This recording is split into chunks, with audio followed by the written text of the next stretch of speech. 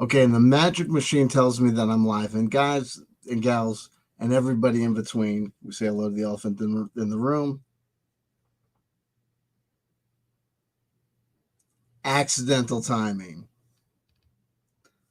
Show business and the rain. This is just, it was easier to do this at the office than it was to do it at home, even though I knew that it was possible that I would get caught in the rain. We say hello to Mario Heat.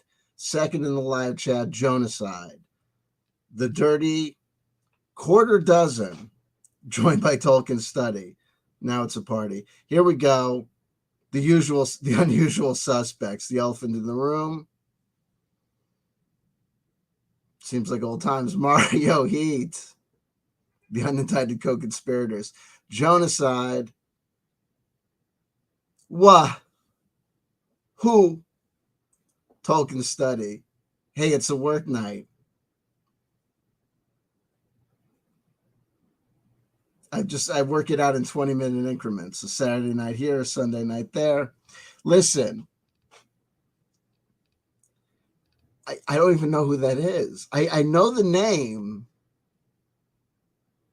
I know the name, and I've forgotten the name and its associations 10,000 times. Jonaside not working, ironically. I'm at the office on Saturday night, and Jonaside's not working. Because I'm an erotic dancer.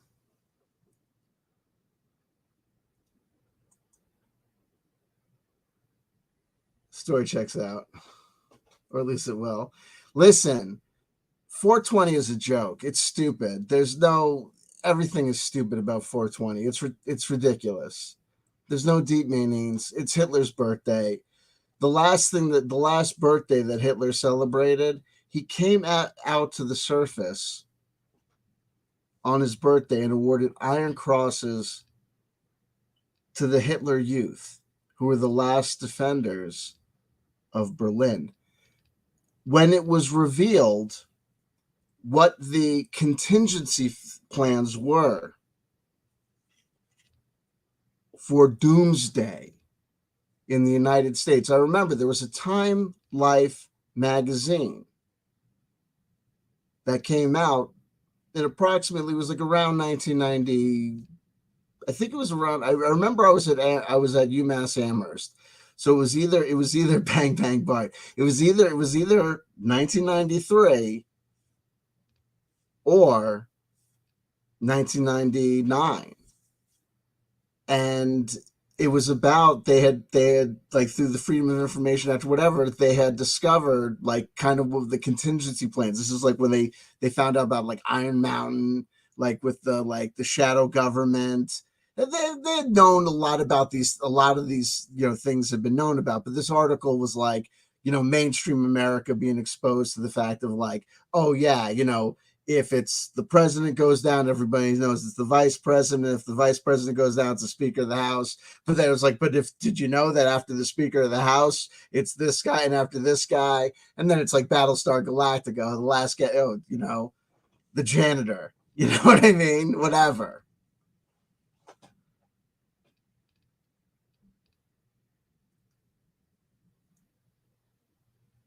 So when these plans were revealed, it was revealed that the United States during the height of the Cold War had on the books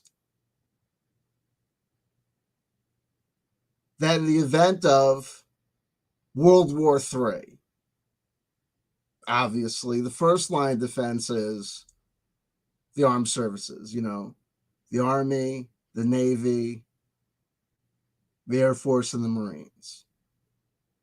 After that, the second line of defense is the U.S. Coast Guard.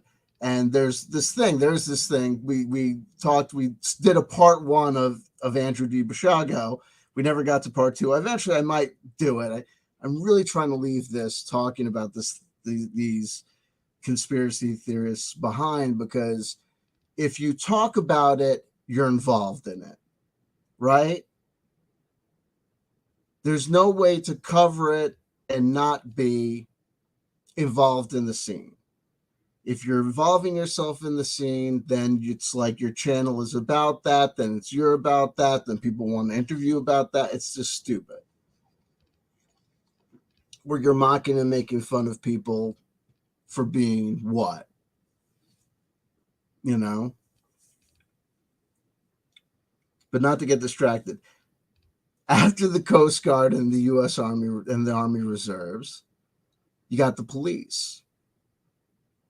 Folks, do you know what's after the police? It's on the books that if the police are starting to feel the pressure, they open up the secret envelopes and it says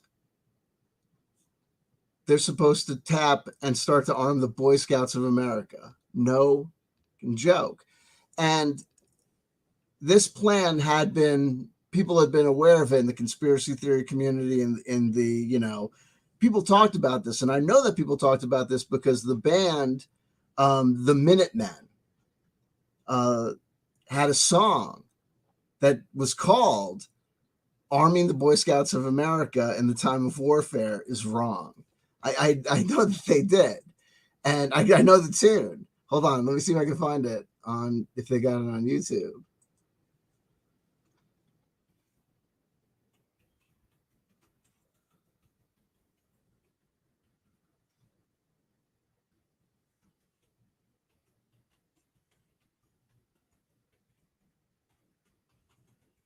I forget what album it was on. They had this one great album that had like 10,000 like songs on it.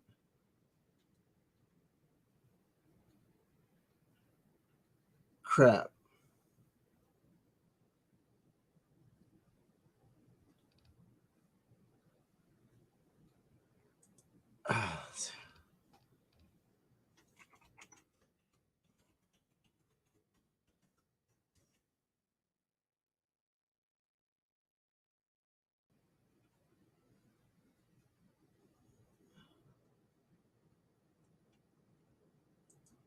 Let's see, because I probably have the title wrong. That's probably throwing me off.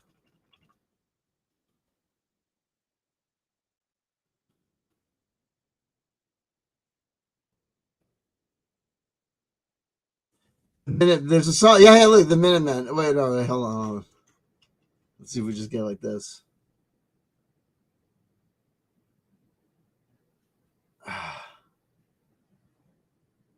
No, now it's just giving me like the friggin' the game Fallout or like the band.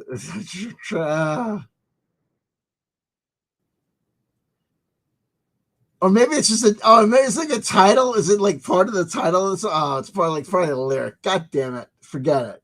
Anyway, never worry about that. Double Nickels on the Dime was a great album. Yeah, that's probably the thing. Let's just get to what we're getting to. Let's get to what we're getting to. Shout out to the Minutemen. Double Nickels on the Dime is their classic go-to record. The lyric, it's probably David Bucky, do you want to get banned? He's shouting out Sting is after the police solo. What? What the heck is going on in the live chat? But David Bucky, I don't care how long you've been here, Sting is after the police solo. What are you?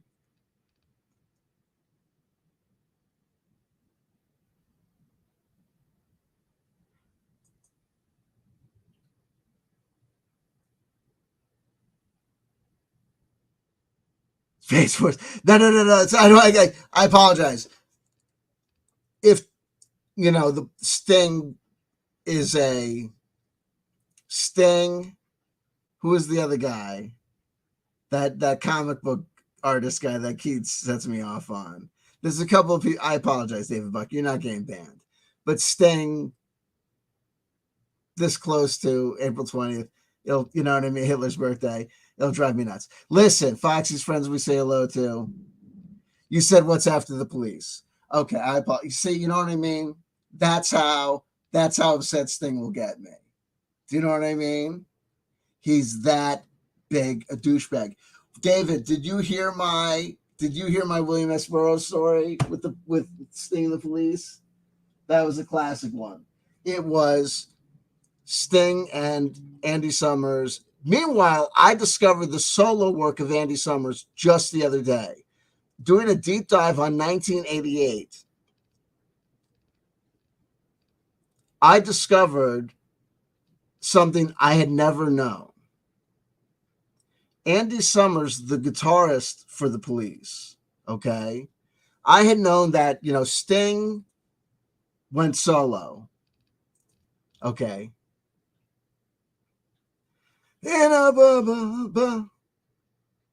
Listen, check this out. I got to stay on track. We got to get to April 22nd. This is how it's happening. Here we go. We know that Sting is a douchebag. It turns out that the Richard Dolan effect is in effect for the Police. In order of douchebaggery, apparently, the Police also rank in terms of musical excellence. Sting is the biggest douchebag. He sucks. His musical output post the Police bears this out. It's garbage, right?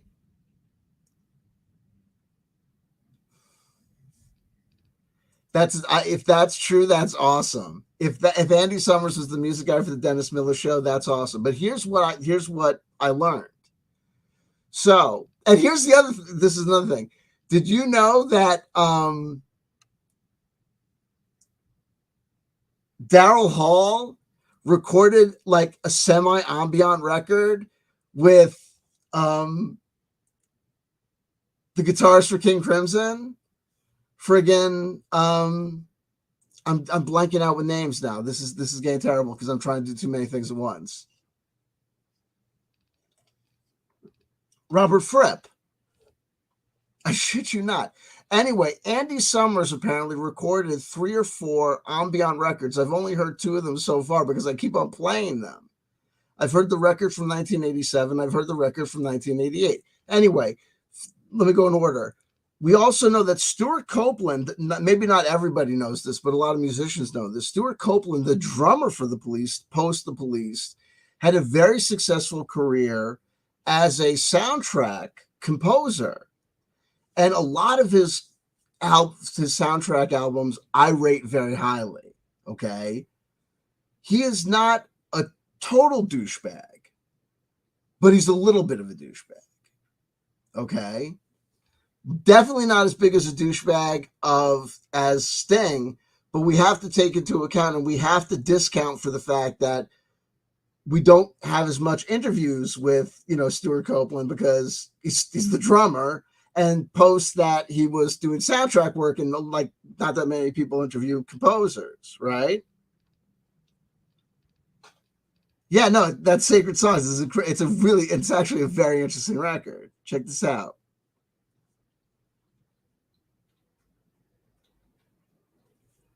Andy Summers recorded these 2, these ambient records, and the 2 that I've heard, it's been like discovering the fact that there were these vintage era Brian Eno records that I had never heard. I mean, these are 87, 88 era, like new age ambient records that I had no conception of. And what's so bizarre to me is that I would rate my knowledge of ambient electronic music as pretty much fucking exhaustive. And this is not like an underground musician. This is not like we're talking about there's like YouTube channels that specialize in uploading like obscure, like new age cassette tapes that were like issued in like private press, cassettes from like Sedona, Arizona and like Santa Fe, New Mexico that like people like find at garage sales and stuff like that people know about or may know about or may have been on like some underground scene, but are underground tapes. Like when I hear about those tapes, I don't think like, oh man, I can't believe I didn't know about that tape. You know what I mean? But to think that the guitarist for the Police was making like ambient records contemporary to the fact that, I mean, I knew that Mick Karn, the bass player for Japan, was making, ambient records. Duh. You know what I mean? But to not know that Andy Summers was recording, and these were like killer records. I mean, I know that Mike Oldfield was recording, new agey bullshit at that time, but I don't kick my ass to find out what he was up to. I mean, if I find out, like, if I queue up and I do a search on YouTube for like new age records from 1988 and it kicks up a Mike Oldfield record, I'll definitely give it a listen. But I'm not like searching it out. I'm not searching out like, like 88, I don't know, like Gandalf. You know what I mean? Like if it comes up in the queue, I'll hear it because it's of the era. Brett Bernhoft, what's going on, man? Your interview that I had set to private because I had set my world to private, I believe is back to public. Okay, and it's my intention to have everything that I've done with other people, all interviews, to eventually go back to public. And I apologize that there was no communication about that action, And I hope it's known that if you had reached out to me and needed to get a copy of that, or, wanted to discuss, the action or have that thing, something done about that would have been able to have happened. And that when it was zooped like that, it wasn't, anything personal. You know what I mean? And not hearing from you about it, I kind of felt the natural kind of that it was just probably that you kind of just knew and understood that it was just part of a wave or whatever. Not to make any assumptions, whatever. But good to see you here. Especially because we are not on the main space. So it goes to show it's good to know you're tuned in. You know what I mean? A lot of people say that they're, aware and tuned in, but not a lot of people become here. And 8 is the magic number. We got 8 people watching. Anyway, these records by Andy Summer from 87, 88, I don't know about the earlier ones or the later ones. I'm telling you, if you like, I mean, especially for today's generation, if you're like a vaporwave fan, I mean, talk about source material. Holy crap. Apparently untapped source material because I didn't know about it. So, hey, so there's your bonus round. Forget about 420. 422. So my obsession with the nostalgia loops. It was the 20-year nostalgia loop. And really, for a long time, I think at the beginning of this study, this occultic, esoteric study, don't call it a trademark, I was married to the 20-year nostalgia loop because it was like I had said 20-year nostalgia loop, so we're saying 20-year nostalgia loop. It's going to be a 20-year nostalgia loop. Well, a lot of people are talking about a 30-year nostalgia loop. Don't talk about a 30-year nostalgia loop. People have 25-year anniversary. Shut up! 20-year nostalgia loop, I'm telling you. Stay on target. Focus.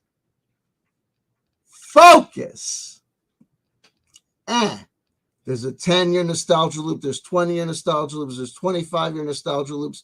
And when I thought about the 20-year nostalgia loop and trying to figure out how it would work, it seemed like, well, a thing is current, right? And if it comes back into fashion, if it's current and then it comes back into fashion after 20 years, well, then the midpoint must be 10 years when it's like dead, right? If it's the 80s, then the guy at the club in the bell bottoms with the zodiac sign, right, thing from the disco era 70s is a dead duck because he's way out of fashion. He's a decade out of fashion. So then it's like, if 10 years you're dead, so it's like, then it's 10 years you're flowing back to be hip again. So then if it's 10 years, then it's like harmonics. The octave is subdivided in half. And then it's fractal. It's the quarters. So then there's 5 years. And then I'm thinking about 2008. And that's 15 years ago. And then you get 10 and 15, you get the 25-year nostalgia loop, and things start to kind of make sense about how people divide things. And we think of a generation as 20 years. And we know of a generation of 20 years. And is that because that's how the calendar's divided and we're being segmented into it? What comes first, the chicken or the egg?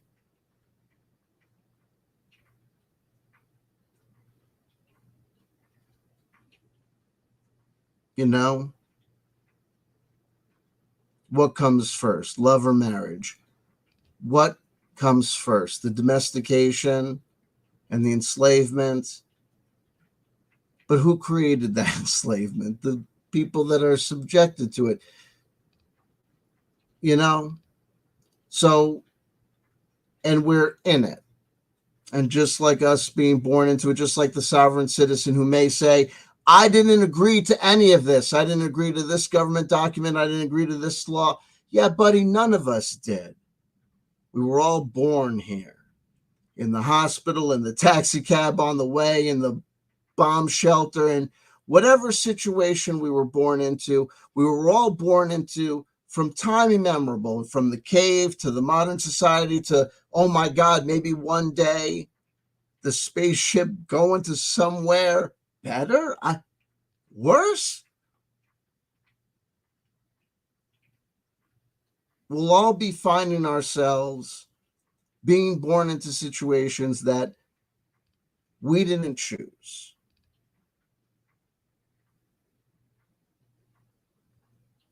And trying to figure out what it's all about and what it all means to us. And I don't know what this means. And I don't know why it's interesting to me. I think about things like free will. I think about things like neuroscience. I think about things like leading the good life. I think about things like judgment and moral value. And I think about things like, self-esteem and, will to power and trying to do the great work. And the personal quest to get what I want. What do I want? And did I choose it? Did I choose it any more than I chose to be born where I was born, into the situation I was born into? If all the world's a stage and we are merely players,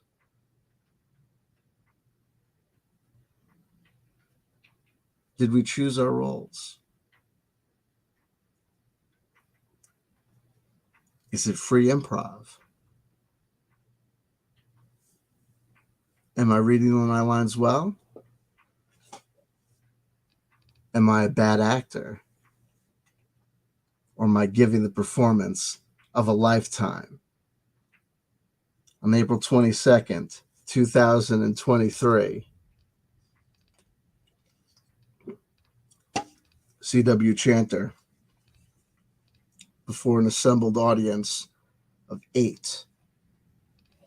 The only 8 who will be able to testify at the end of time to having seen this performance live will take you through the recitation of.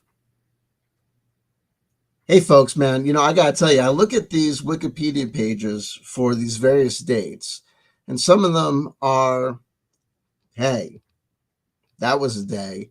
And some of them go, holy motherfucking crap, Jesus shit, what the motherfucking hell.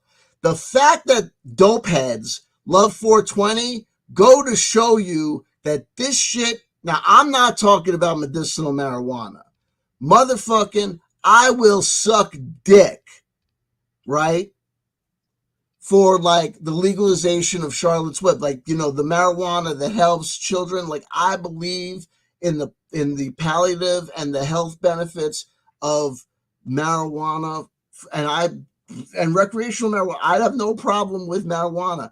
My whole thing is like, those people are like, it gives you wisdom and it's this holy thing, and this, like, fuck you. 420 is stupid. It was an inside joke for dopers, and it was from High Times magazine, which is, why would you buy a magazine about smoking marijuana? It's like, you know what I mean? Like, and it was like pictures of the marijuana. It was stupid.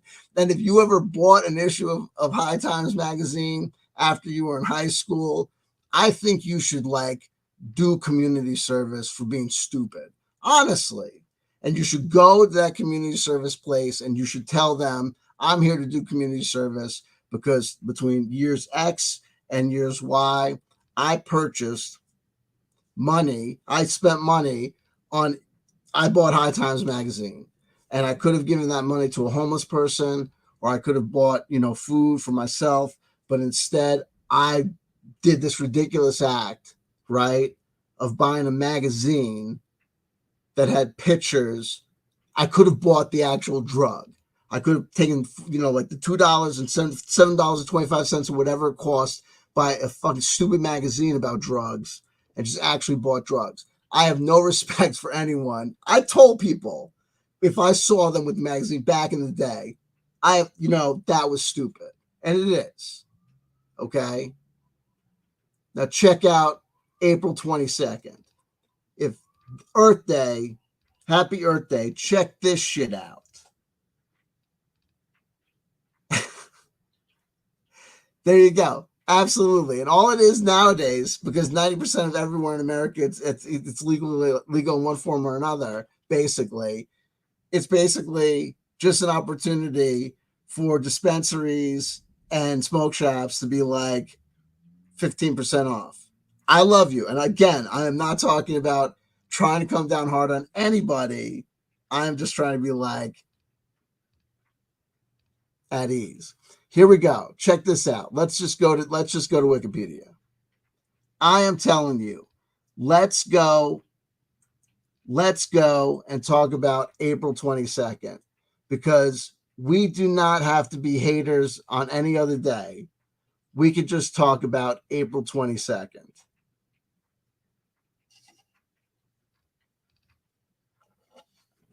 I'm not going to try and crunch these numbers, because some of these numbers and some of these activities are just going to speak for themselves. I'm going to say that we can look and just know that some of this stuff is going to be idiosyncratic to me. Okay.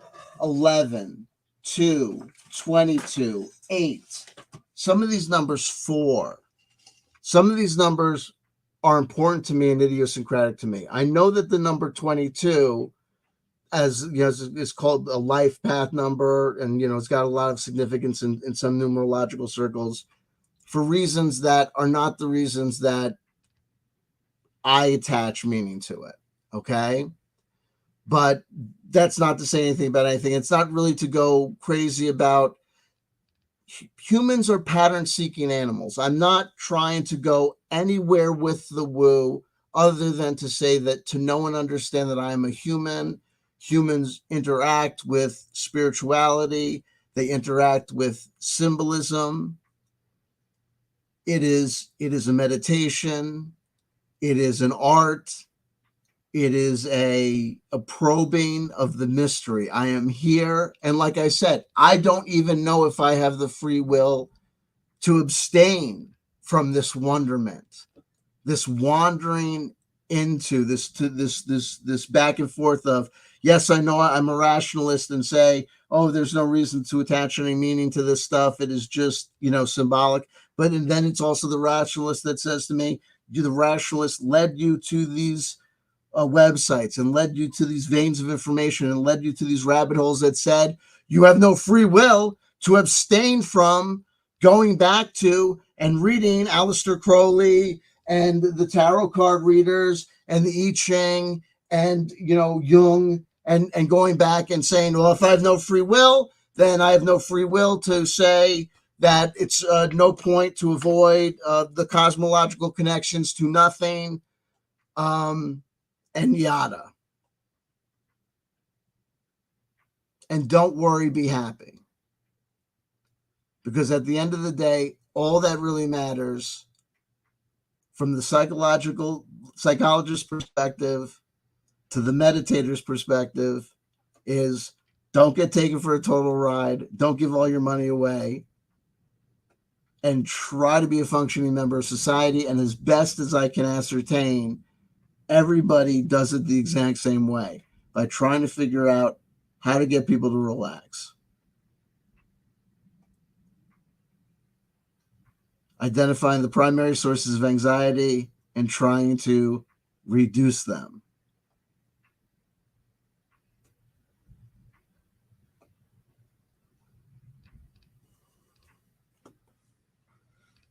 Some by methods complex and arduous and long-term, and some by processes that are more rapid or more simple.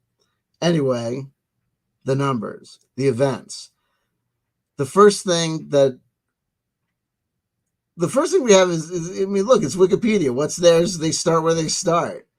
Pre-1600, the events is 1500. The Portuguese navigator Pedro Alvarez Cabral lands in Brazil. Okay, so the Portuguese navigator lands in Brazil. First of all, the first thing that starts is this. April 22nd is the 112th day of the year, 113th in leap years. So I got an 11 and I got a 2. And yeah, look, it is what it is. I subdivided as I subdivided because I'm looking for the numbers I like. I know and I understand that I do this. I also know and I understand that the Wikipedia article starts where it starts, but sometimes it starts on a negative event. And here it doesn't. It starts on a positive event. In fact, it starts on 2 positive events because look at this. 19 years later, the Spanish conquistador Herman Cortez establishes a settlement in Veracruz, Mexico.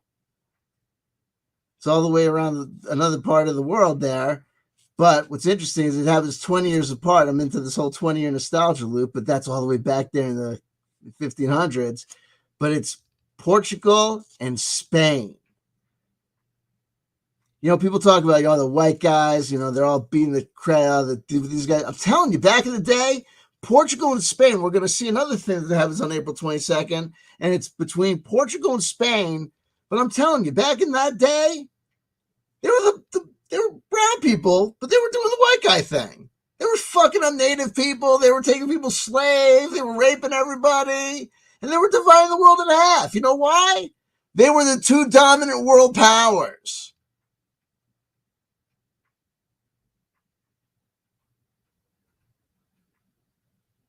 They didn't speak English. And I'm not saying that, that means that white people are awesome or the Americans, English speakers are awesome. I'm half Puerto Rican. I'm not saying, I'm just saying that people are people. I'm just saying, don't forget that people are people. And whoever's on top in any given situation, the 2 contenders for the crown are probably, right, yucking it up. But they're still discovering stuff on April 22nd.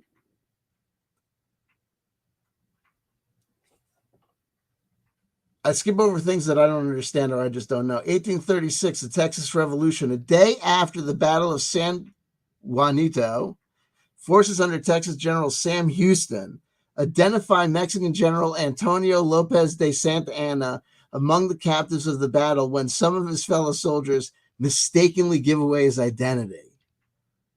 1836. 1864, the U.S. Congress passes the Coinage Act of 1864 that permitted the inscription "In God We Trust" be placed on all coins minted as United States currency. A clear, I gotta tell you, my attitude about it is clear. I don't like that, but hey, what are you gonna do? 1876, the first National League baseball game. It's played at the Jefferson Street grounds in Philadelphia for those people who are into sports. 1889, at noon, thousands rushed to claim land in the land rush of 1889. Within hours, the cities of Oklahoma City and Guthrie are formed with populations of at least 10,000. Now, so check that. Remember, we had that earlier point of exploration. So on April 22nd, now this is 300 years later, after those other points of exploration, we're having two cities in America being formed in hours with populations of at least 10,000. Talk about booms. 1898, Spanish-American War. President William McKinley calls for 125,000 volunteers to join the National Guard and fight in Cuba, while Congress more than doubles regular army forces to 65,000. Those numbers seem whacked.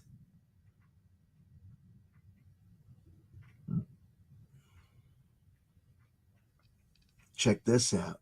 1915, April 22nd, 1915, World War I. The use of poison gas in World War I escalates when chlorine gas is released as a chemical weapon in the Second Battle of Ypres. 1930, a peace treaty. The United Kingdom, Japan, and the United States signed the London Naval Treaty regulating submarine warfare and limiting shipbuilding. Now, this was interesting to me because it seems like on April 22nd seems to be a day of like alternative or new vehicles being used. Check this out. 1944, the first Air Commando group using Sikorsky R-5 helicopters staged the first use of helicopters in combat with combat search and rescue operations in China, Burma, India theater. So 1944, variation on 22. And remember, this is April 22nd, 1944, using an R4. And look at that helicopter they have, is that nice 40 on it. It's a two-seat helicopter that was designed by Igor Sikorsky with a single three-bladed main rotor and powered by a radial engine. The R4 was the world's first large-scale mass-produced helicopter and the first helicopter used by the United States Army Air Force. Nice. And how was it used? Search and rescue. I like that. Check this out. Operation Persecution has initiated. Allied forces land in Hollandia, currently known as Jayapura, area of New Guinea. This is what I talk about, alternative vehicles. 1944, the same day that the first Air Commando group used the helicopters for the first time. In Greenland, the Allied Sledge Patrol attack the German Basker weather station. The friggin' Sledge Patrol. I don't know. That sounds like a Sledge Patrol, dude. Check this out. 1945, the following year, World War II. Prisoners at the Jasenovac concentration camp revolt. 520 are killed and around 80 escape. 80 escape. All right. Give them hell, boys and gals. 1945, World War II. This concentration camp is liberated by soldiers of the Red Army and Polish First Army. All right. 1948. Arab-Israeli war, the port city of Haifa is captured by Jewish forces. Here we go. I apologize. Oh, look at this. 1954 Red Scare. Witnesses begin testifying and live television coverage of the Army McCarthy hearings begins. That's crazy. Because I'm telling you, you're going to see so many crazy things happening on this year and so many crazy people being born and dying on this year, on this day, April 22nd. I'm telling you, it's a weird date. A very, very powerful date, I'm going to argue. Yo, 1969. 69, dude. The formation of the Communist Party of India, Marxist-Leninist. It matters, I'm telling you, is announced at a mass rally in Calcutta. I'm not telling you because it matters to me. I'm telling you because it matters to the communists, right? Well, he's a communist, but it matters. Like, you can't get Lutheran's not going to get along, not going to be a good match for the Catholic. A Marxist-Leninist is not going to get along with a Trotskyite. I'm telling you, it's not going to be a good mix. 1970, the first Earth Day is celebrated, right? We always have it. 1977, 77, punk rock revolution. Like Ramones' first record is 75, but things take a while to percolate. You have the Talking Head 77. The 77 punk rock was known as like almost like a subgenre back in like 96 when I was aware of it. So many things happened in 77. 1977, optical fiber is first used to carry live telephone traffic on April 22nd, 1977. 1992, April 22nd, 1992. This was famous. A series of gas explosions ripped through the streets in Guadalajara, Mexico, killing 206. Folks, you add the 6 and the 2 together, you get 8. 1992 is exactly 31 years ago. You add a 3 and a 1 together and you get 4. 1993, 30 years ago, exactly today, 18-year-old Stephen Lawrence is murdered in a racially motivated attack while waiting for a bus. Exactly 30 years ago. 2005, on this day, 2005, Japan's prime minister formally apologized for Japan's war record. And on this day, 11 years after he apologized for that war record, the Paris Agreement is signed, an agreement to help fight global warming. Okay. There's if I skip over like somebody's death or like an event, it's not because I'm sure I want to show indifference. It's because if we read absolutely everything, we will be here, forever. 1724. So if I miss your favorite, Henry Fielding is your favorite English novelist and playwright of 1754, I apologize. Immanuel Kant, German anthropologist, philosopher, and academic, born on this day, 1724. I guess Cesar Millan must be named after this person in some way. Or there's something unusual about Solomon Cesar Millan.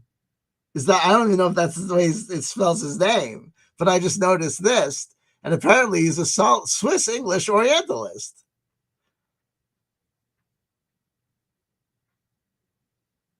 Henry LaFontaine just has a fabulous name. And he has a profile to beat the band. Ethel Smith? Oh, yeah. English composer. Member of the women's suffrage movement. Her compositions include songs, works for piano, chamber music, orchestral works, choral works, and operas. And she was a demon in the sack. Oh, my God. You know what? But she died in 1944. Dun, dun, dun. 1870, Vladimir Lenin was born. Look at him judging me. I deserve it. I deserve it. Princess Margaret of Prussia. Wu Pei Fu. What's wrong with you? Okay. I'm going this slow. Partly I'm doing that the joking stuff to kind of like break myself. Niccolo Sacco so that I don't miss like the subtle guys like Sacco. Vladimir Nabokov, 1899. Here we go. 1904. J. Robert Oppenheimer was born on April 22nd. Earth Day. Fiber optic cable. All these things.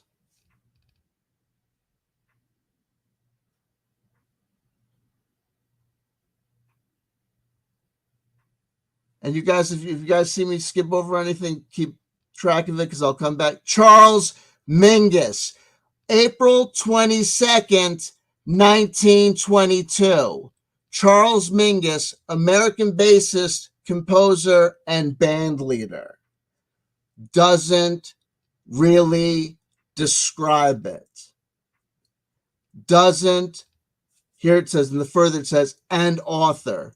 Really should say poet and author, which really wouldn't totally encompass it and incorporate it either.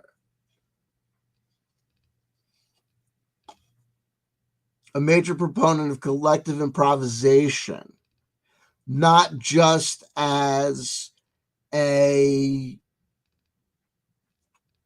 form of musical expression, form of musical composition, form of new musical art and where to evolve and take jazz, but also as a means of working out political differences, racial differences. Remember, Charles Mingus, and working with Charles Mingus was, God, now I'm blanking on the name. Tolkien Study can help me. Who am I thinking of? The album Blue. Joni Mitchell. Thank you. I didn't have to look at the live chat. All right.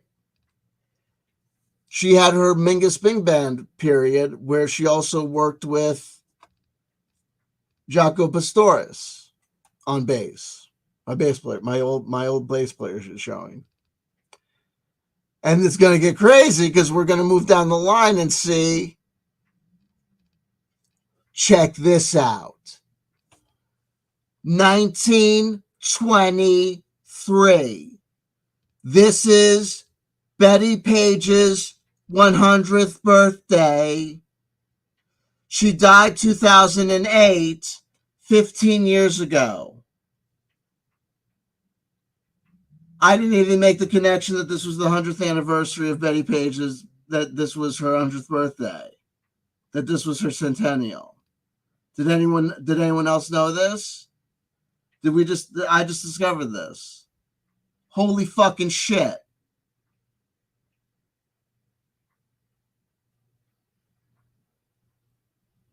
Wait. What is it for? Is it the 100th? Is it, and what is it? Is it the 100th anniversary of? So wait, what the fuck?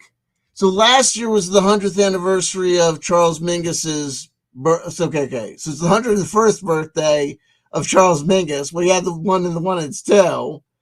But this is the centennial. Hold on, let me do this. Holy fucking crap. Yeah, baby. I'm already demonetized. Don't. We're going to get there. We haven't gotten to births. I mean, we haven't gotten to, they have her, you have to understand. Wait, have we gone through the events? I guess we've already gone through the events. We're already on the,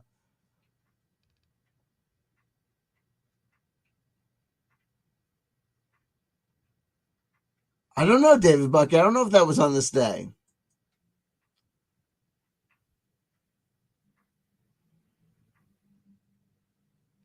I think if we go over these dates, I think it is. It's the April 22nd, 1923. So this is the 100th. This would have been her 100th birthday. And then she died on December 11th, 2008. that there's another 11 and the 15th, and then 15 years ago. That's crazy. Was an American model who gained notoriety in the 1950s for her pinup photos. She was often referred to as the queen of pinups. Her long jet black hair, blue eyes, and trademark bangs. Betty Page bangs. OMG. If you want to talk about single influences on like generations of fashion and generations of a look, like single-handedly responsible for everything. So hold on.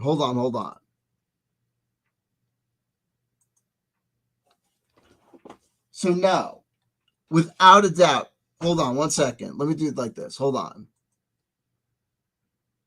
So what I have to do is I have to freshen my water glass anyway. So I'm going to do this.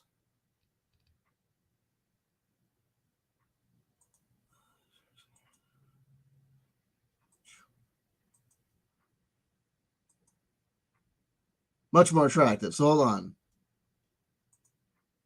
I'm gonna get fill this back up with water, and then I'll be back. And then I'll pull a tarot card for her 100th birthday.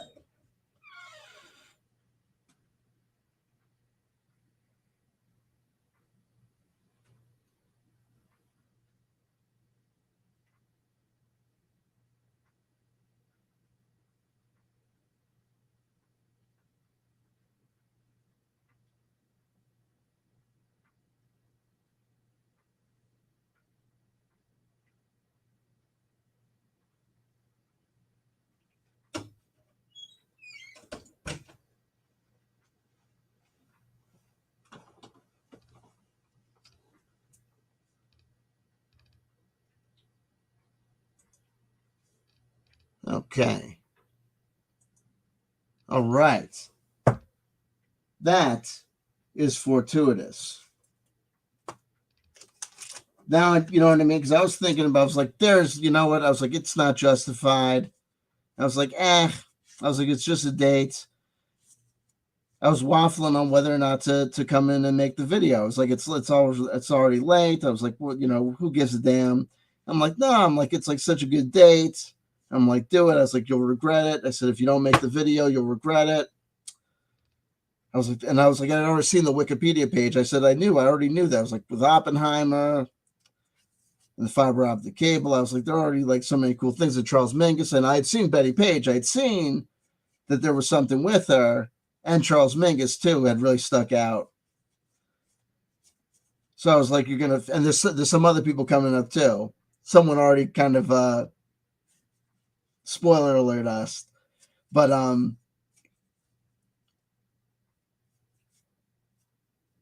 was like, it was already starting to look like a drag. But I'm like, no, come in and do it. But now that I see that it's her 100th birthday, she died when she was 85. Now I'm feeling good that we did this. So for Betty Page on her 100th birthday, as a tribute, we pull a card as a tribute. We offer it as a tribute in the air in honor of her, right? So it's not, it's not her energy or, for her, of her, a prediction about her, trying to make contact with her, or anything like that. It's, like lighting a candle. So the reading is for everybody, and we just do it in her name, in honorarium, because, we're all rock stars. We're all rock and rollers. We all know Betty Page and the influence that she had on the culture. And, we're all punk rockers. We all know about the Cramps, and we all know about Betty Page bangs, whether you know it from like raver culture or like Latino culture, like, lowrider culture, or, punk rock culture, whatever, what, skater culture, the deal, right?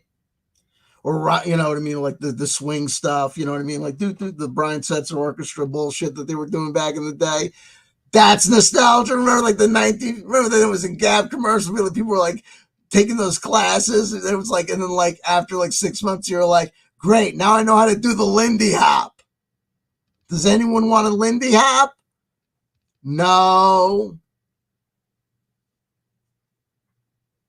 Don't worry, because it's 2023, and in about 1 or 2 years, those are going to pay off for about 2 months. So actually, there was about like 3 years ago.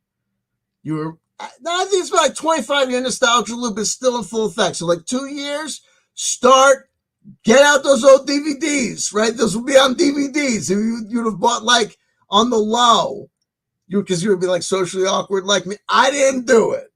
Don't be looking at me like I'm telling true life stories, because I never ordered. I didn't have like the Mario Lopez work out with me. None of that. I didn't like tie bow with Billy Blanks or nothing. Yo, 6 of whoop. Try to go with I got this thing called glare. I do the best. We got the 6. No, this is not gonna work for me. It's because of this. Come on. There we go. That doesn't really help. These cards don't want to work. The art on these cards don't want to work with this lighting. That's just our fate. It's the 6 of Swords from the Egyptian Tarot. Take my word for it. The 6 is a nice balanced number. The swords are always a difficult suit to deal with. The swords are the mind, and the mind is always a difficult thing to deal with.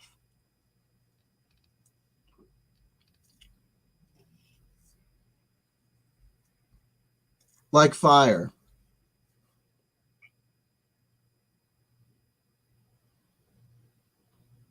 That which gives, it heals, it sustains us through the night, it keeps us warm. If not controlled, can destroy us, can consume us, and in the most horrible and horrid of ways. But it's also what we need. But in the case of our mind, our ideas, it's what we are. It's the fire that burns inside. But in the 6 of Swords, at least there's a balance.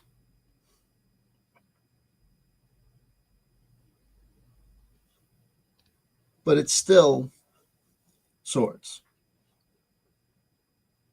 So while the balance is there, we need to know that to the left of us at 5 and ahead of us at 7, whether we're feeling like we feel when we start to feel like we're losing power and maybe we're starting to feel panicky or worried, or when we start to feel like maybe like we're feeling real good, but then sometimes when we're feeling really good, it's like when we feel like we might start thinking things, or when things start getting out of control.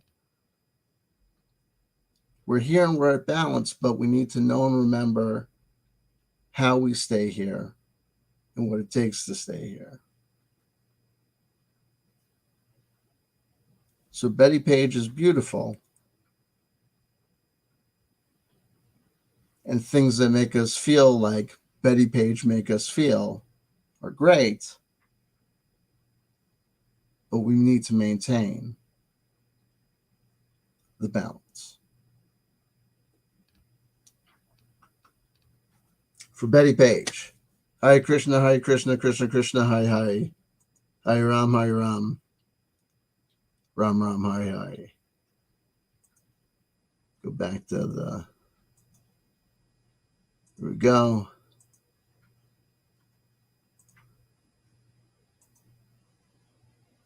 Hare Krishna, Krishna Krishna, Hare Ram, Ram Ram, Hare. Hare Krishna, Krishna Krishna, Hare Ram, Ram Ram, Hare. Hare Krishna, Krishna Krishna, Hare Ram, Ram Ram, Hare. All right. Here we go. Back to born on the same day as Betty Page, Aaron Spelling. The Aaron Spelling. Hey, Aaron, we love you. You're also would have been 100. I got to tell you, brother, your daughter, hot. You, your work, I love you, Aaron. God bless you. L'chaim. Okay. Charlotte Ray, I know the name. James, I feel like I'm going to miss someone amazing because I just don't. The name won't just won't ring a bell. But Paul Chambers does. 1935. Paul Chambers, African American bassist and composer, died 1969. I controlled myself. 1936. Glenn Campbell. 1937. Jack Nicholson, born on this day. 1937. Jack Nitzsche, people should know him, American singer, songwriter, pianist, and conductor, died 2000. Oh. 1939. Mel Carter, American singer and actor.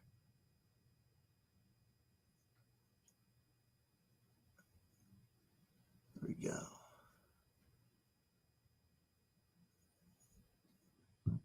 Excuse me. Here we go. 1946, John Waters, American actor, director, producer, and screenwriter. Remember all the other people we've seen so far. April 22nd, 1946, the birthday of John Waters. Hello. Happy birthday to John Waters. That's what I'm telling you about certain days. It's kind of kooky. 1986, Amber Heard. 1990, Machine Gun Kelly, and then it all went to shit. That's the point, folks. That's what I was leading up to. And then it all went to shit. Yo, check this shit out. All that stuff we were talking about April 22nd. And then check this shit out. Then it all shits the bed. Yo, 1986, Amber Heard is born. Yo. And then check it right out. 1990. Yo, Machine Gun Kelly. Oh, God. No. Don't call him that anymore. Now he's called Colson Baker. What? Machine Gun Kelly? All my friends just call me Colson. Oh, my God. You can get him as a Funko Pop. Get him as a Funko Pop.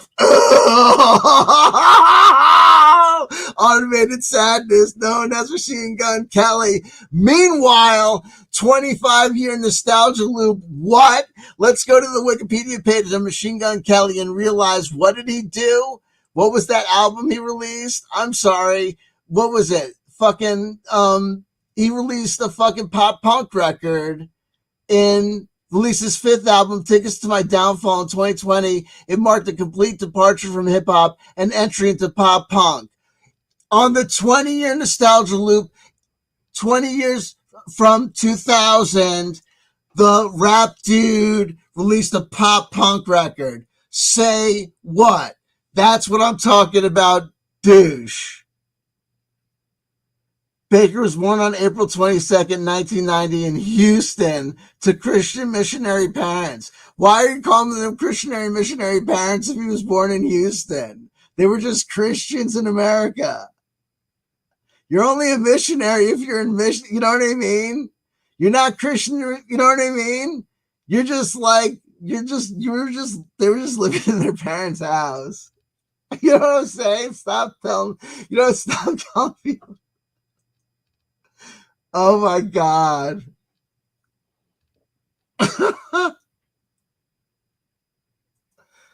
Oh, sorry. My apologies. Do this. So there you go. April 22nd.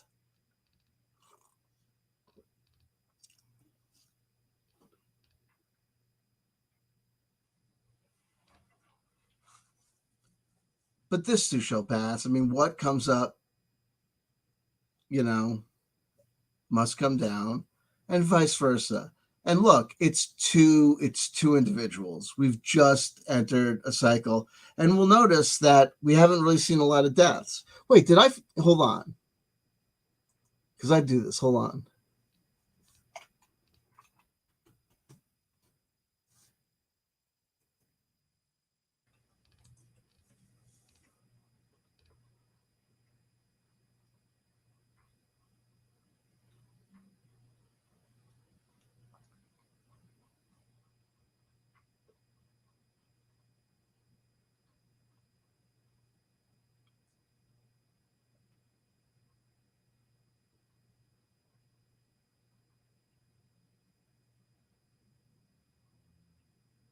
Oh, wait. No, you know what? Hold on. Sorry. I forgot the deaths. Sorry. Hold on.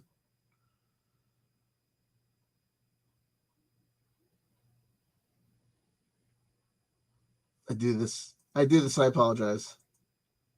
I knew I forgot something.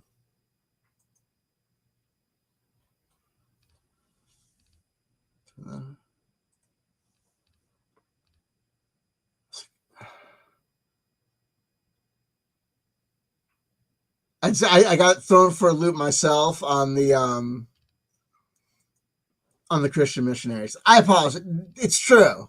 I'm sorry. I don't apologize. It had to be said. It didn't have to be said. It could be said.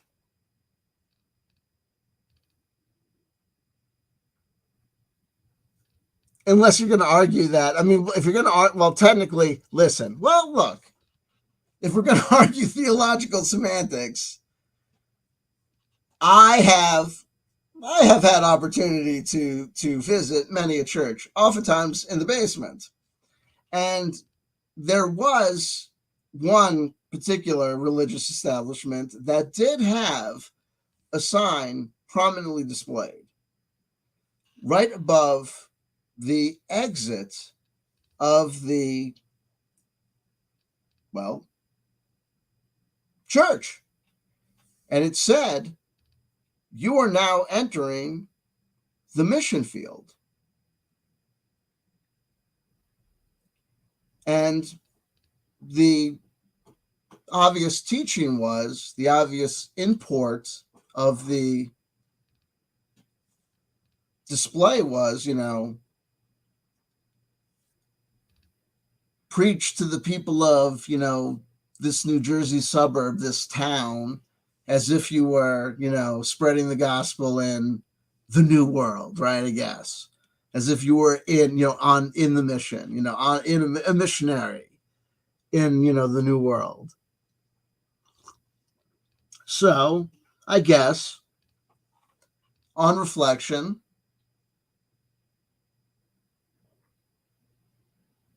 I do apologize to what? Who do I apologize to? The Taylors? I apologize to the Taylors. I have to actually, you know what? What is his last name?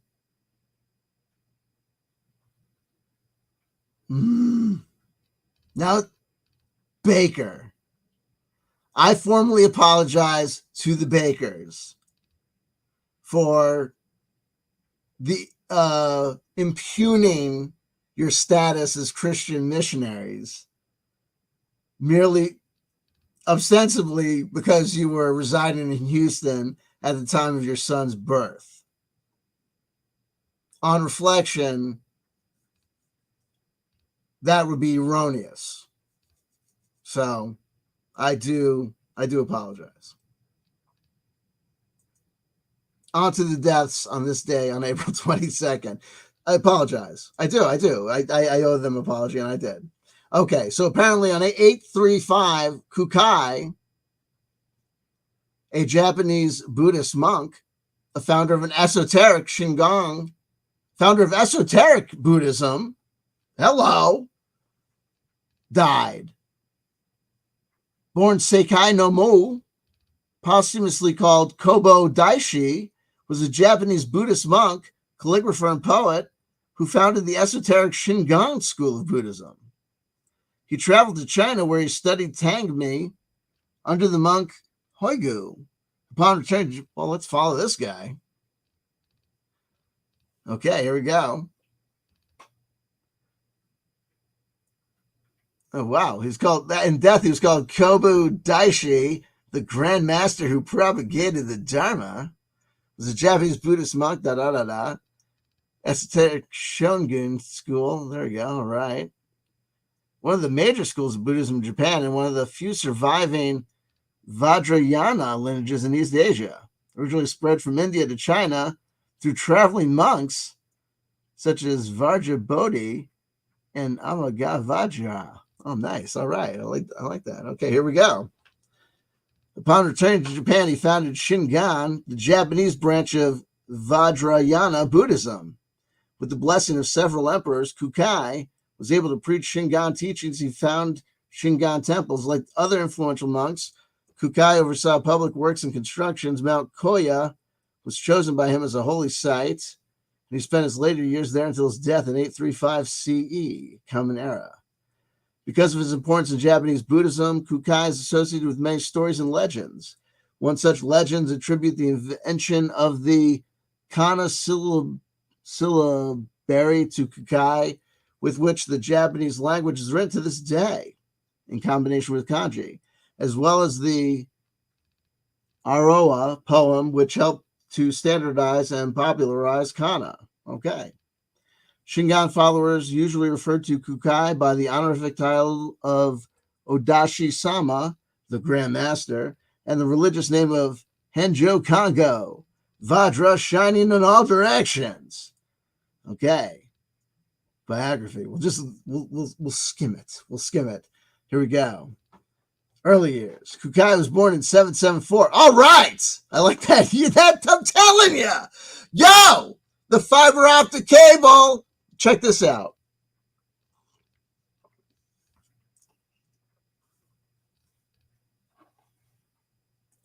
Following the woo. Fuck you. If you don't like it,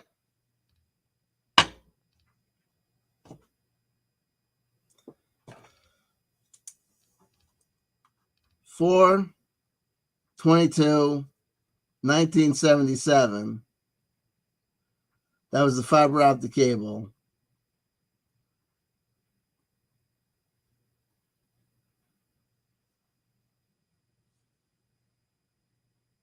And this guy, I'm just going to do this. It's nothing.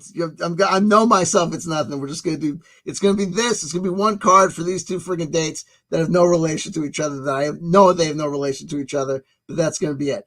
And it's this guy was born on 774 on one date that's unrelated to the death that was on this date. That's the same thing as the fiber optic cable. And the only thing is that it's a 7-7, the 7-7, but they're in two different places that have no relation to each other. And I know that they have no relation to each other. And it's whatever. But do they have no relation to each other? Because there's also a 4 and there's also a 2-2, which have nothing to do with each other other than they're all numbers. And if don't call a wellness check on me. I keep on saying I understand that there are no special connection to these numbers. They're just numbers they look like they have a connection to each other. I understand they just look like they have a connection to each other. Leave me alone. So it's this day, 4/22/1977, fiber optic cable. I can't even remember what town or city. It's just there was a telephone communication, and then this guy, Kukai, was born in 774. In what location? Oh, he was born in Japan? Okay, he was already born in Japan. I thought it was in India for some reason. Okay.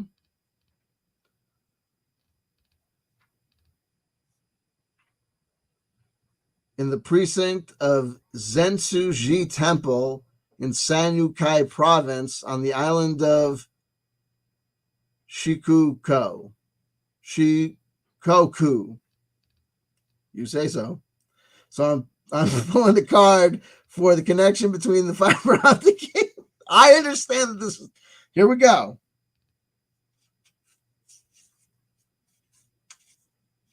I'll do this like one time for this stream. I should have saved the card that we pulled for Betty Page so we get like a spread. It was the 6 of Wands. I'll write it down. I mean 6 of Swords. And this one's going to be...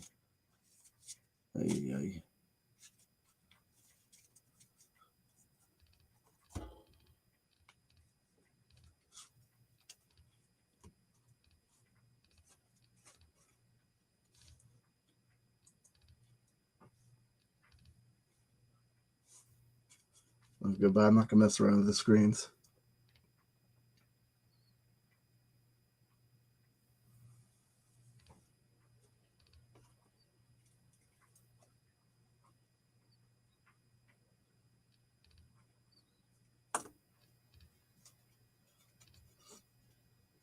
So we have the 8. Again, we have the Egyptian Tarot hates this Egyptian Tarot. I mean, the Egyptian Tarot hates this camera. We have the 8 of Wands. So previously we were talking about the swords in relationship as being the fire within. Well, the wands really is the cosmic fire and the fire without. So this 8, when I ever see the 8s in the lower suit, in the lower cards, in the minor arcana, we're just talking about the eternal energy of that suit. And so if I'm talking about the wands as being that cosmic energy, the 8s is like the infinity symbol, the 8 on its side, just swirling around forever, which is what it's supposed to do. When we think about these suits of the tarot as being the universal theaters, were the storehouses of the characters that play the parts in these tarot card readings that we play out for people and read for people are, then we imagine that those places stay active forever. But it's also scary to conceive of energies that last forever. So if we think of the suit of cups and we think of emotions, we think of being alive forever, and we think of being alive and, eternity and immortality. We think of it as something that we'd want, but we also know that if someone really came to us and say, you want to live forever? Okay. That we might hesitate, because to live forever, to have a heart that feels forever, to be subject to broken hearts forever, to see those you love pass away forever, to never be able to stop and be able to say no forever. Forever is a mighty long time. So when we look at infinity, it's both tempting and really, really daunting to conceive of with our, mortal minds. But we know that concepts like infinity and concepts like mortality are real. But they juxtapose each other.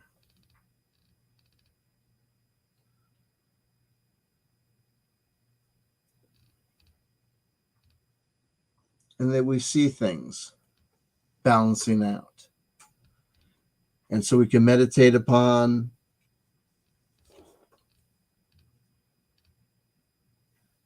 the birth of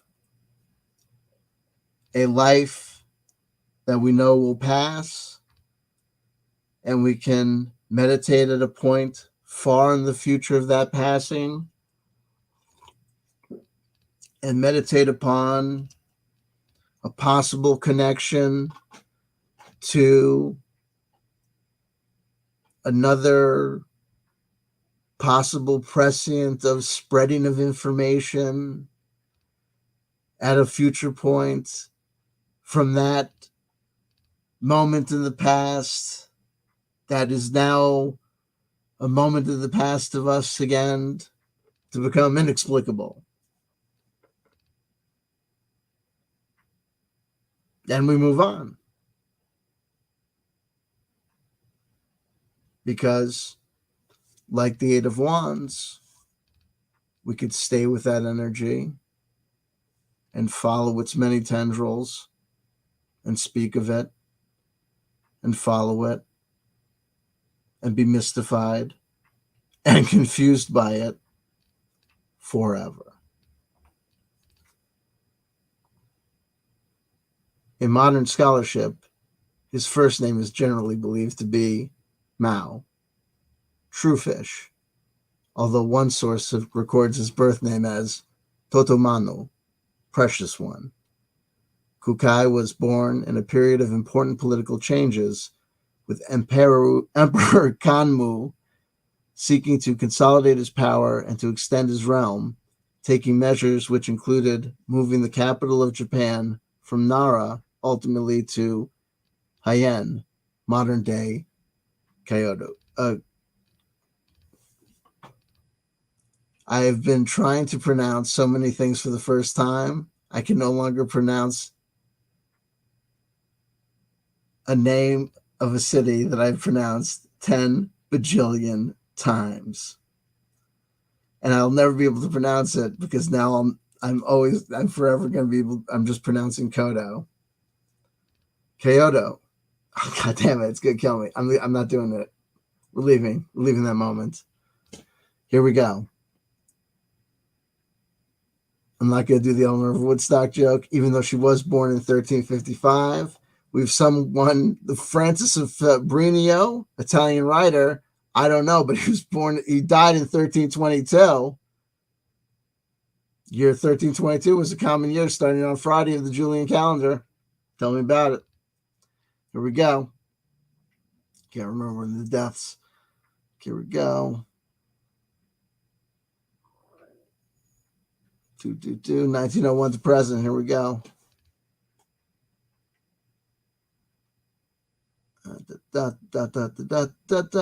Ansel Adams in 1984. So sorry, Ansel Adams. This person, I'm not going to, if it's foreign, I can't pronounce. I've used up my foreign point, whatever like karma points I had to. 1994, almost on the 30-year nostalgia loop. 1 year shy. Next year we'll celebrate it. Richard Nixon died. Richard Nixon died on Earth Day 29 years ago. Bro Hismos, check it out. Sometimes it's a celebration, I know it's never a celebration, but sometimes it's just whatever. Because check, this is gonna be crazy because we're gonna have a heartbreaker one coming up too. Richie Havens in 2013, 10-year nostalgia loop. Richie Havens, dude, this guy was awesome. Richie Havens rocks. Richie Havens is crazy. Richie Havens can sing anything and make it slam. I'm telling you. I am telling you. If you know all about Johnny Cash, and you know all about Willie Nelson, you love those guys, and you just feel like you like listen to them, you just, you know what I mean? Richie, if you don't know about Richie Havens, check out Richie Havens, man. It's crazy how good he is. It's crazy. And how few people know about him. It's crazy. And I remember I can't remember, I was trying as I was driving up here from my kid's place. I couldn't remember where it was. I could kill myself because not far from where I hang out, where I live, and where I was living at the time too. I think it was like Spark Hill, New York, or something, or somewhere around there. It was like he had a residency. It was like every Sunday or every Saturday and Sunday, or like one day a week. There was literally it was like a bar. He was playing. And, I just like everyone like I knew like we all took it for granted. It was like it was like sad that we all took it for granted that he was like he played all time, and I really was intimidated. I gotta be totally honest. Like I never went because I was like honestly like I didn't want to. I didn't. I knew I would be like too uncomfortable. I'd be too like to see someone that I respected at that level, like playing a bar. You know, I just, you know what I mean? I knew it was crazy that he was playing a place that he was playing like that. And it wasn't like it was like a bum gig. Like it was my understanding that they were like taking like it was like they were like he was being taken care of. It was like his choice of gig. He wanted to do it. It wasn't like a shit gig. It wasn't like a shitty play. It wasn't like a bad gig. I'm not trying to describe it like a crappy or shitty gig.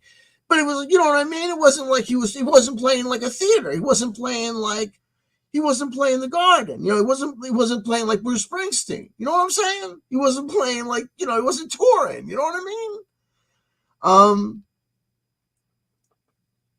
So and I didn't, you know, to be like, you know, having, a drink and there's Richie Havens or like Bob Dylan playing. It's nuts. You know, I couldn't do it. I couldn't handle it.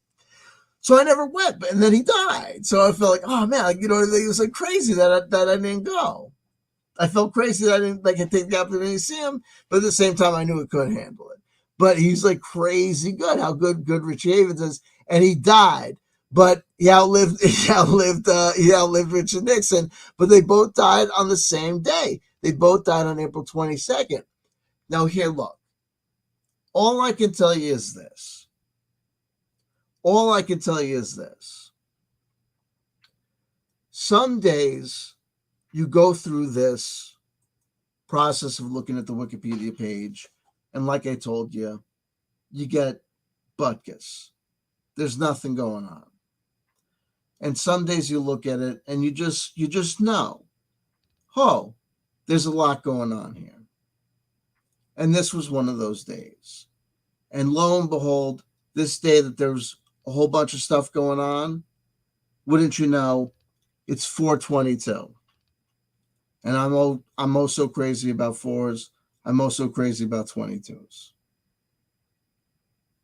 So go figure. So I said, let's do this. Let's make a video about it. And I did. And I'm happy that I did. Because look at that. It was Betty Page's 100th birthday. And I think that's an extra special cherry on top. I think that's really crazy. I think that's really good.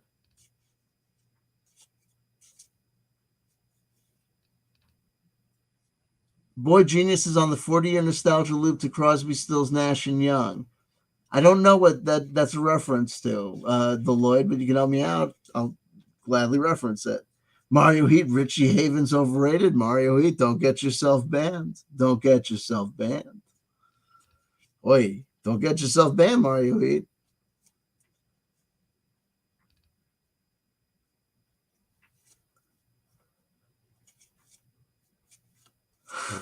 David Bucky, I think referencing Machine Gun Kelly, he should apologize for what he's done to Pop Punk. Listen, you know what I mean? But look, keep your side of the street clean. I apologize for what I have to apologize for. I apologize for what I have to apologize for. What he has to apologize for, he has to apologize for. And, you know, karma is a bitch. So if you're Pop Punk, Pop Punk, you get what you get. You know what I mean? Don't hate the player, hate the game.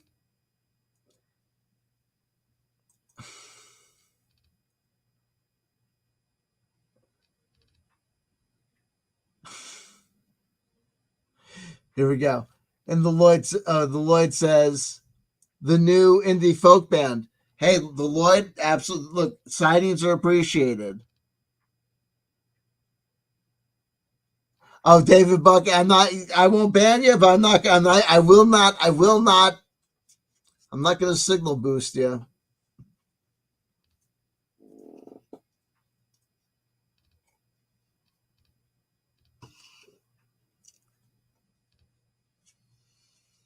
David Bucky, I will not signal boost you. And don't you dare call it censorship. Don't you dare call it censorship. Don't want to be accused of abusing my bully pulpit. My God. My God. Just trying to annoy me.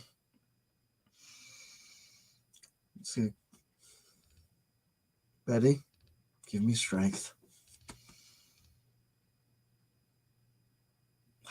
That's it. In her bangs, I believe, sir. You will not shake me. You will not rattle or roll me. In her bangs, I believe. In her bangs, I believe.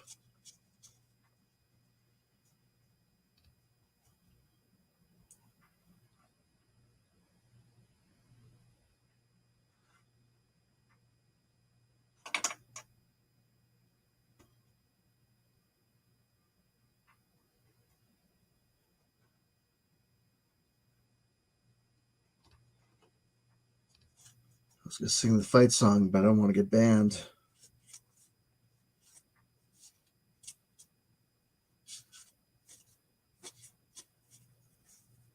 A card for today's stream. A card for April 22nd, 2023.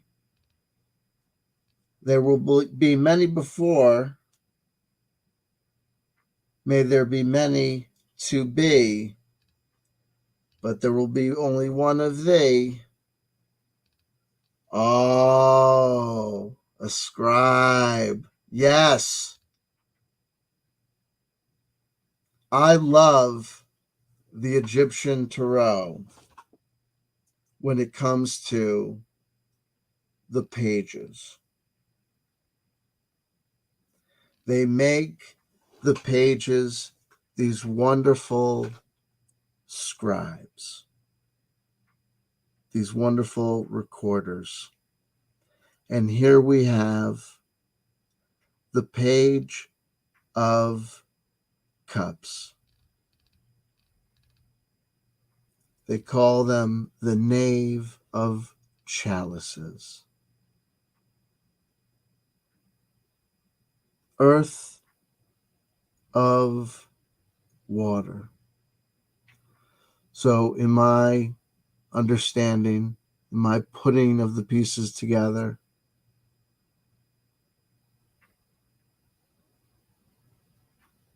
this is the suit of chalices. The suit of cups is emotions, feelings, how we feel about things,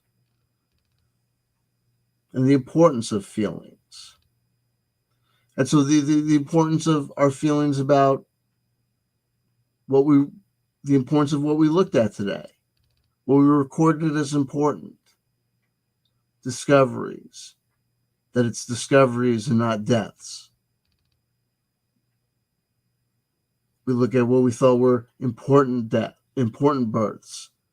We celebrate the Oppenheimers. We celebrate the fiber optic cables. The who we say boos to. Oh, this person. The who we say, oh, look at this, Charles Mingus. This activity good. What we name, what we repeat, what we emphasize, what we emphasize.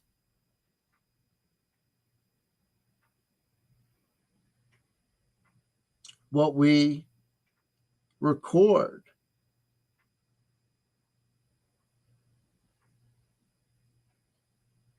What we, oh, I'm not going to signal boost that. And why not? I don't feel the same way that you do. I wouldn't like that point of view to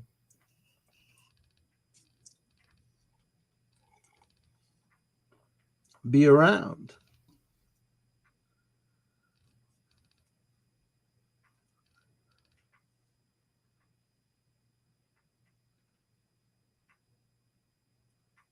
I want things to be manifested according to my emotions.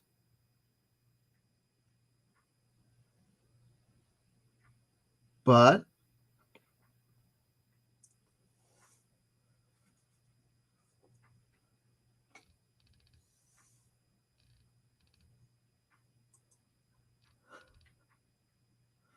I can also say, hey, but folks, you're going to need some context for this conversation. You want to understand. I love Brian Eno's ambiance stuff. I love this Roxy Music stuff too.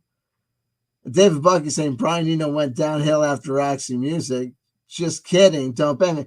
And I really didn't even, you know what? I didn't even see the JK. The JK didn't even register. I was JK blind on that. You know, I am so smart, I'm stupid.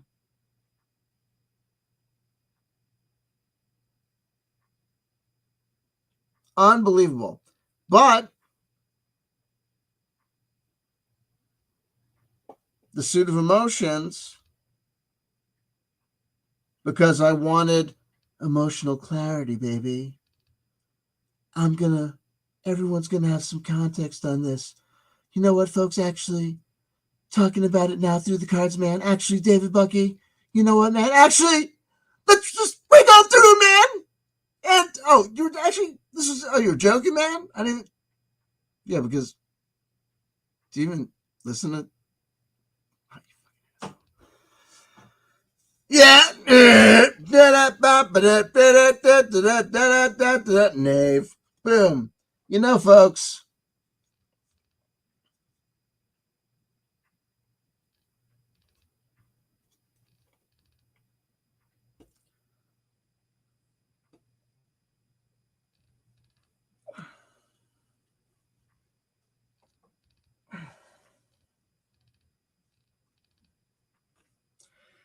I don't want to be accused of being a little naive, but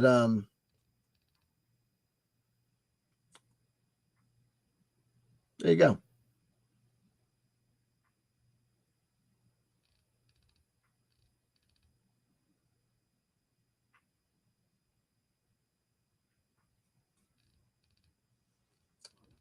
Knave of chalices, earth of water.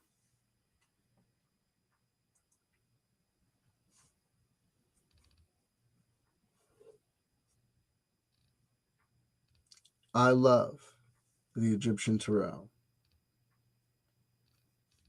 for the way that they record and manifest what is often called the page of the suits as these beautiful scribes.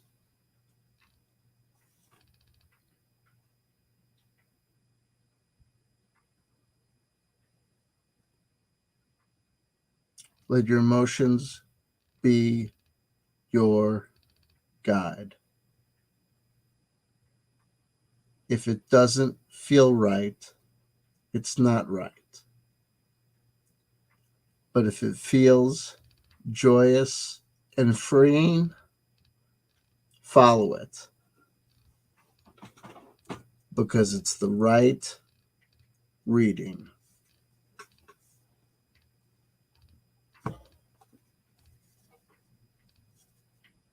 I like now.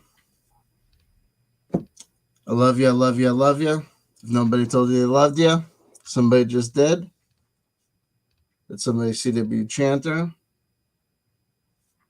Make of that what you will.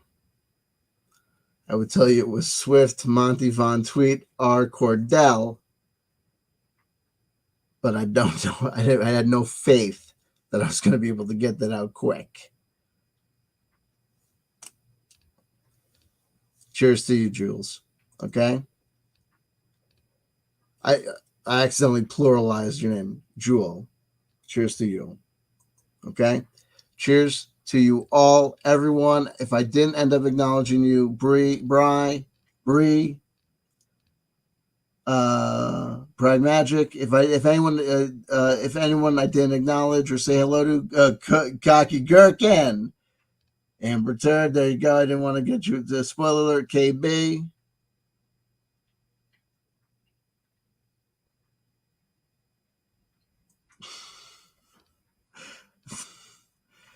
I know the Brett Bernhoff. We had a load too. We have a person. I would acknowledge the Greek, but unfortunately, I do not speak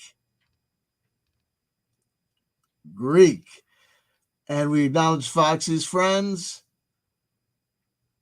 And I believe we have everyone. So there we go. Elf in the room, we got everyone at the beginning. There we go. Okay. So everyone, I love you all. Take care. And if I didn't get you, if I missed you, I apologize. I sincerely apologize. Okay, everyone, auf Wiedersehen.